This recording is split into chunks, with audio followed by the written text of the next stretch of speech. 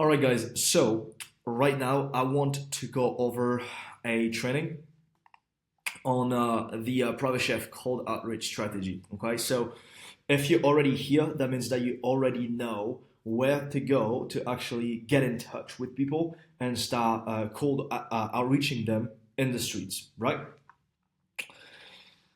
For those that go through this training, please let me know if you want me to go on live, okay, with you and actually go over this step by step. So if you have any specific questions, then I can actually answer those questions live. Okay, we can do this within the next few days. So first step is going to be the first impression.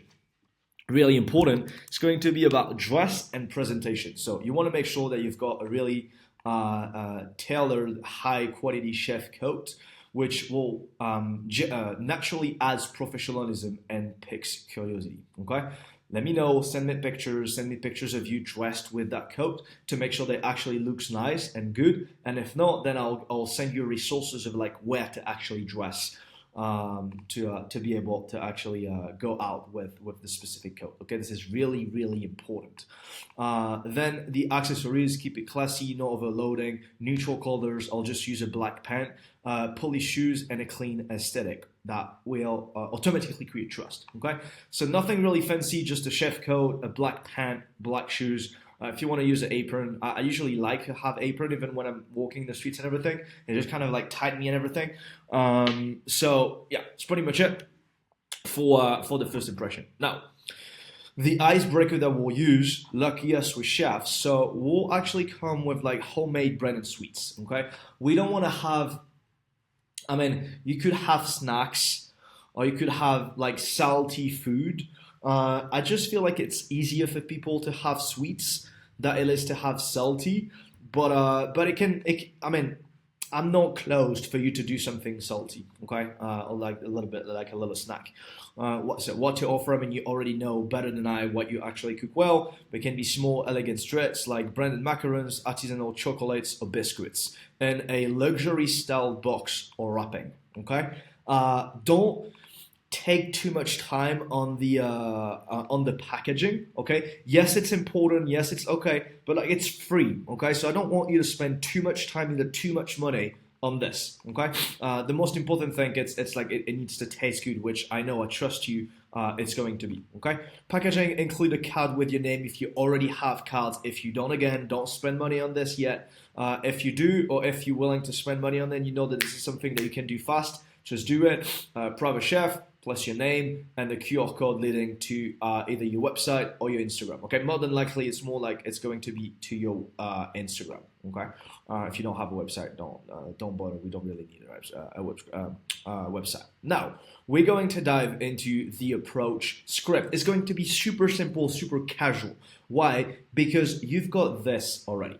Okay, the icebreaker, which is the most important thing. Now, what matters the most, it's not going to be the words that you be using. It's going to do enough reps to actually build confidence. This is how you're going to sound, what is going to be your tone, and how you're going to carry yourself. And the only way to sound and to carry yourself like somebody that is confident is to do a lot of reps. Okay, so in the beginning, you're more than likely you're going to be rejected. Not as much as if you were like, I don't know, cold approaching people for like, I don't know, general sales. It's like, it's food. People like it. People more than likely never been cold approached by a personal chef. Okay, but again, like it is in dating, the words don't really matter. It's how you carry those words and how you actually sound. And the only way to carry and to sound is to already beat that person by having the experience. So what you should be looking for the first 100 people that you're going to talk to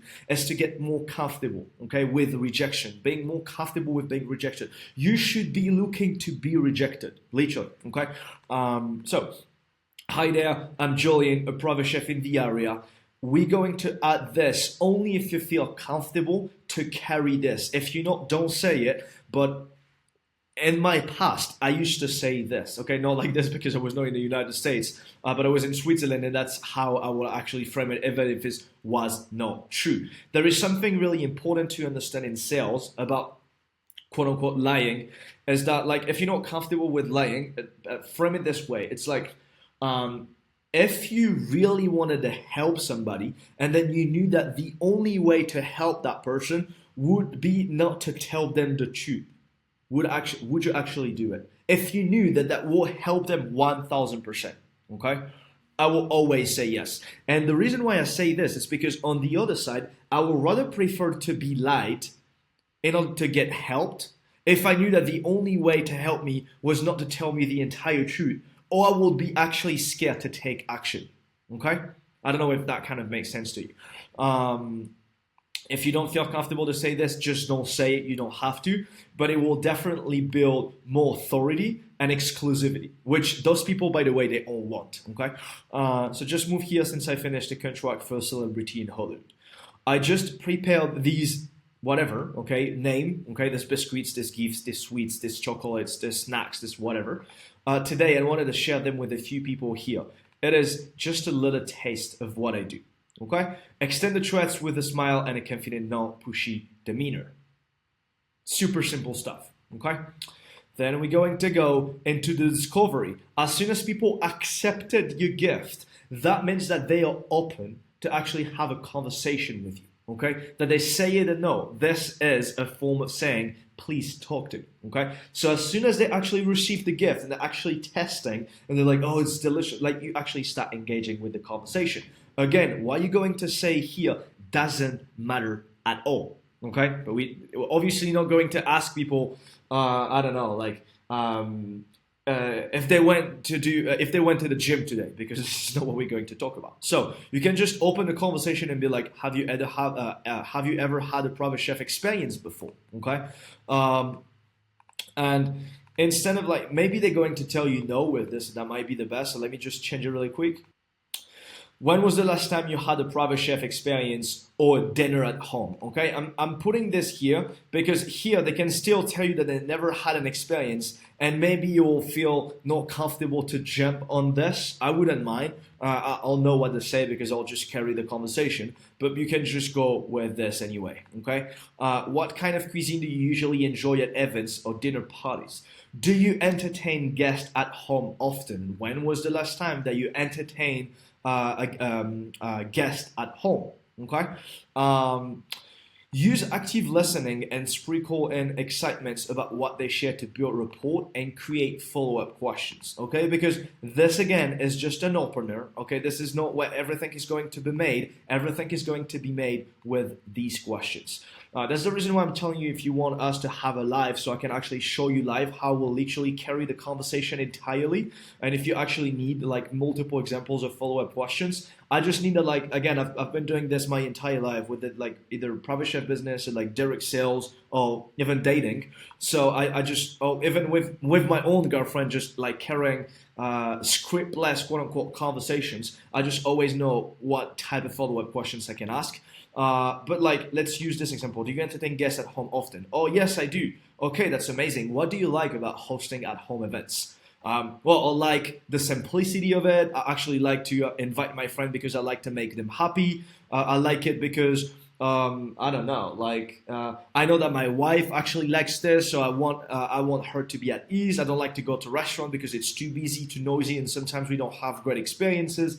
Okay, cool. When was the last time that you actually did that? Oh, look, it was like last week or last month or like last year. And you know what? Like, we haven't done this for a while, but we actually love it. Okay. When you had this last event, last week, last month, last year, what this event was for. Okay. Oh, it was just for X, Y, and Z. It's for a friend, for a birthday, for like, I just invited my girlfriend and I cooked for her. How was it, by the way? Oh, it was great. Okay. What do you mean? Okay. What do you mean? Great in what way? When you say great, how great was it? These are like really simple follow-up questions to make people talk and give you more information. Okay. How cook? I think it was like, what did you cook? But yeah, I mean, I just literally gave you 5 or 10 examples of like follow-up questions, which by the way, will actually be enough for a quick discovery. We don't want more than that, okay? If we really feel like people that engage, we could maybe dig into more technical questions about like what they actually like food-wise. But again, like, remember Those people just gave you attention for like 3 to 5 minutes. They're in the streets, they're doing shopping, they got to do business, they're at work, they're with their friends, they need to meet with somebody, they need to go to the gym, so they're busy. Okay, so we don't want this to be longer than 3 to 5 minutes. Okay.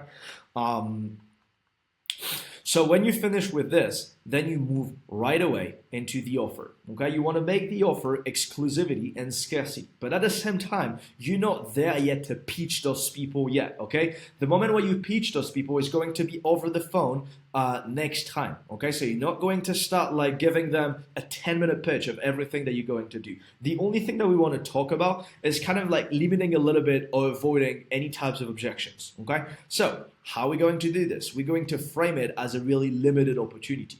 I am currently offering an exclusive 50% discount, and today I plan to speak to 50 people, and I randomly select one lucky person out of those 50 to win this exclusive private dining experience. Who knows? It could be you.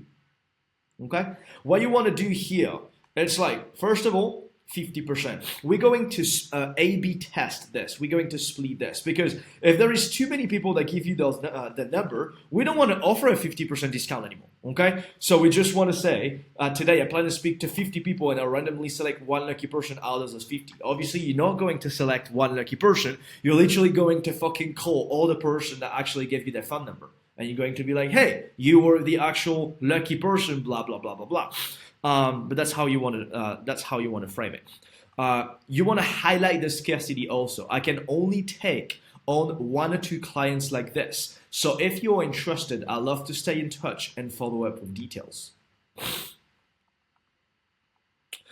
From there, they're going to let you know if they're interested, and you either want to keep wasting your time, quote unquote, or don't waste your time and go to somebody else. Okay, so you transition smoothly. If that sounds interesting, could I grab your number and text you some IDs? There's no pressure. It's just a follow up. Add you to my list and propose other gifts every time that I'm out in town.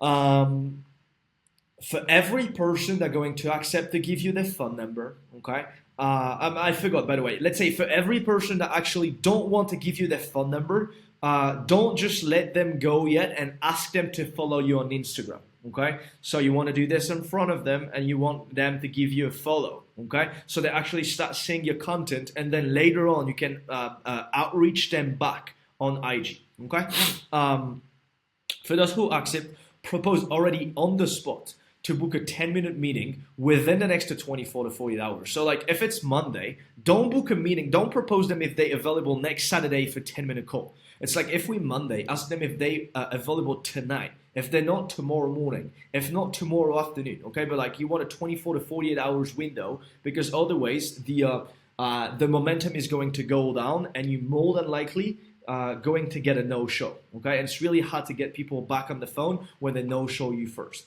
Okay, so when you propose this 10-minute meeting, again, you want to pitch it in a way to discuss something with no commitment needed.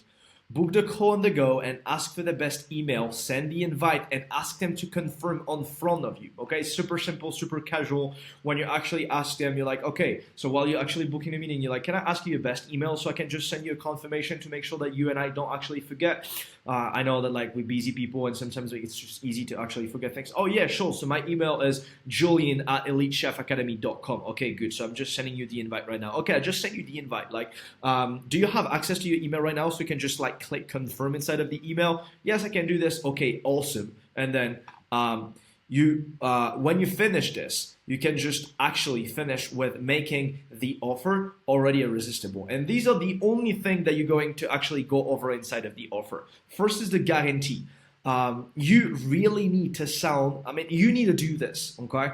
The reason why you need to do this is because when you do this, people just feel like, dude, like this dude is fucking legit. Like if he proposed me this, it's just like he knows what he's doing, okay? So don't be afraid to say this and to propose this and being like, what if I fucked up? What if no, it's going to be okay, all right? So the guarantees, I'll cover 50% of the grocery cost for this dinner, and if you don't absolutely love the experience, you don't pay me, plus you save a 50% on the grocery. Crazy. You don't pay me and you save a 50% and I actually pay you to cook for you. This is literally what you're actually telling them here. This way, you only pay for your dinner you truly enjoy. It's like I'm offering half the dinner for free. On top of the guarantee, I am going to add you 3 free bonuses. So what you actually do here is that you make an offer that sounds ridiculously easy to accept, okay? Where it's cheaper than what it's supposed to be. Where if they don't like it, they get a refund plus money in their account because you pay them 50% of the grocery. And on top of this, you added 3 things for free. What are you going to add for free? It can be a professional event photo. I provide high quality photo of the event so you can relive the memories or share them with friends and family. Wine pairing recommendations. I'll carefully pair wines with each course to elevate your dining experience to something unforgettable. An amuse-bouche or a pre-after dessert, a little extra indulgence to start or end the evening on a perfect note. Okay, these are like 3 explicit bonuses that you can add, and I gave other examples of bonuses here that you can actually add. Okay, it can be a post-dinner gift. Okay, it can be like a little jar of artisanal seasoning or truffle butter. Okay, it can be a mini masterclass. It can be something that you actually include as a demonstration during the event. Okay, those people, they actually love to be entertained. It can be a customized menu keepsake. You also receive a beautiful printed menu from the evening signed by me as a memento of your private dining experience. It can be an event coordination assistance. If you're planning an event, I can help coordinate other elements like live music or floral arrangements to make it truly seamless experience. Okay. Or extend service, it's an overnight event or special occasion. I really like this one. I can prepare a light breakfast for the following morning, ensuring the celebration continues. Okay. Out of those, I really like this one. Okay. Especially if they are kids, or if you feel like people are actually, I don't know, like party people or something, they definitely like it. I like this one also really, really much. And I definitely like those 3. For me, those 3 are like pretty easy. This one can maybe cost a little bit more money, but technically you're going to use this event anyway to actually have somebody to like take pictures and everything. But other than that, like I mean, this one is fine if you know how to do it. This one's easy. This one's also easy, and this one is really, really good. Okay. And I mean, breakfast. I mean, you can do an easy breakfast for not much money anyway, and you're going to include it you're going to include it in grocery anyway, right? Because people don't need to know that they pay for the grocery for the breakfast. They only know that you quote unquote don't charge them to do an extra task. Okay, you don't offer the breakfast. You don't offer the grocery for the breakfast. We don't have to frame it. You offer to do a breakfast, which takes you time, right? So yeah, that's pretty much it. Super solid private chef cold outreach strategy. Let me know if you have any questions and if you want us to go on live to actually break down this all together, so you can actually ask me questions directly and I can send back to you, and we can even like role play this, so you have like an understanding and a way of like me actually being in action doing all of this. Okay, see you, peace.